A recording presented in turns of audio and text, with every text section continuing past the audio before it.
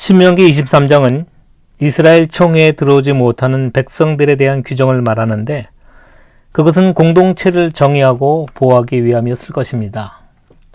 오늘 본문 15절에서 25절은 그에 대한 기타 규정으로서 5가지 사항을 우리에게 얘기하고 있습니다. 도망간 노예에 대해서도 찾지 말고 성적으로 타락한 종교의식을 금하며 이자를 받는 것에 대해 형제와 타국인 사이의 차이라던가 서원에 대해서는 자발적으로 할 것이며 마지막으로 배고픈 자에 대한 환대와 배려에 대해서 말씀하시고 계십니다. 이를 통해서 우리는 구약 성경에 흐르는 경제관을 조금 엿볼 수 있는데요.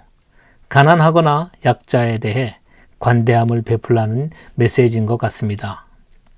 당시 주변국의 정상적인 일반 규정이라면 도망친 노예는 중벌에 처해졌고 숨겨진 자 또 처벌을 면할 수 없는 것과 비교한다면 매우 파격적이고 놀라울 정도입니다.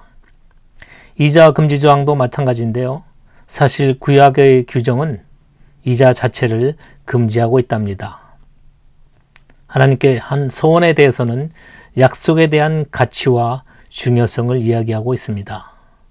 23절의 내 입으로 말한 것은 그대로 실행하도록 유의하라는 말씀은 현대 그리스도인에게 적용할 것이 많아 보입니다. 공동체는 하나님 사랑의 기본 원리를 이웃사랑을 통해 나누는 곳인데 칼빈 선생의 말처럼 각자 자신을 하나님의 심판대 앞에 두고 자신에게 하지 않을 일을 이웃에게도 하지 말라는 말씀같이 성숙함과 신뢰를 쌓아가는 배움과 실천의 장인 것 같습니다. 2년 전쯤부터인가 양로원에 한 달에 한두 번 정도 가게 되었답니다. 사실 처음엔 자원도 아니고 아는 분께서 권유해서 같이 참석하게 되었는데 어르신들과 같이 예배를 드리는 것이었습니다. 예배에 꾸준히 참석하다 보니 야금야금 말씀도 전하게 되었고 시간이 흘러 예배에 참석하시는 어르신들과 낯을 익히고 그분들의 삶의 모습들이 제 눈에 들어오게 되었답니다. 평소 같으면 어머니를 찾아 만나는 일이 다였을 텐데 양로원을 자주 방문하다 보니 일하시는 분들에게도 감사한 마음이 들게 되었습니다. 어머니께서는 현재 양로원에서 가장 적응을 잘하시는 분으로 정평이 나 있습니다.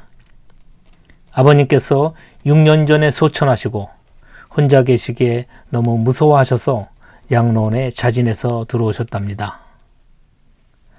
어머니께서 단체 생활을 이렇게 잘 적응하실지는 저희 가족들도 미처 몰랐고 어머니 특유의 쾌활함과 낙천적인 삶의 방식이 양로원 생활에서 빛을 발하게 된 것이지요. 저와 함께 예배를 마치고 나면 의뢰에 꼬깃꼬깃 감춰두신 돈을 저에게 건네주시는데 엄마 이 돈이 그 돈이고 저 돈이 이 돈이야 라는 저의 막무가내의 거절에도 아랑곳하지 않고 강권하시는 어머니의 손길에 저는 포기하고 말았답니다. 코로나 사태로 인해서 어머니에게 용돈을 받은 지도 몇 달이 되어갑니다. 이번 코로나 사태로 양로원 사정은 잘 모르지만 소천하신 어르신분들도 계십니다.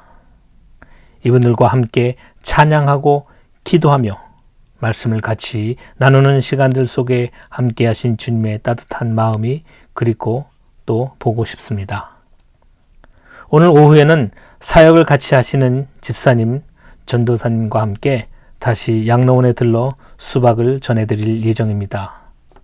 그리고 가능하면 자주, 비록 만나 뵙지는 못하지만 자연의 푸르름을 선보일 과일들을 어르신들에게 보내드리고 싶습니다. 현재 코로나로 인해서 바깥 출입이 어렵고 방에만 계셔야 하는 어르신들의 답답함과 어려움을 조금이나마 해소할 마땅한 방법은 없어 보이는 것이 참 안타깝습니다. 우리 그리스도인은 거룩한 백성으로 택하심을 받았습니다. 한 시대를 살면서 겪게 되는 온갖 일들 속에 하나님의 계획하심과 인도하심 속에 이루어지는 것은 구별됨과 포용의 삶인 것 같습니다. 코로나 사태가 우리를 불편하고 어렵게 만들었지만 이를 통해 얻게 되는 교훈과 삶의 방식은 앞으로 저에게 남은 시간과 기회를 통해 그리스도의 백성으로 거룩하게 살아가는 것임을 오늘 신명기 23장을 통해 삶에 적용해 봅니다.